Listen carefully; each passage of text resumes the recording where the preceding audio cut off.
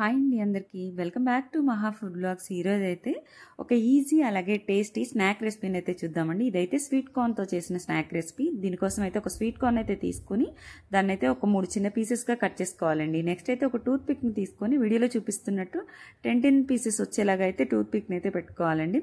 ఇప్పుడైతే stove on చేసి ఒక బాండీని పెట్టుకొని అందులో వాటర్ని అయితే తీసుకొని వాటర్ మరిగిన తర్వాత అందులో ఈ పీసెస్ని అయితే యాడ్ చేసుకొని కొంచెం సాల్ట్ని అయితే వేసుకొని మూత పెట్టి వీటిని అయితే ఉడికే వరకు ఉడికించేసుకొని పక్కకి ఒక ప్లేట్లోకి అయితే తీసేసుకోవాలండి.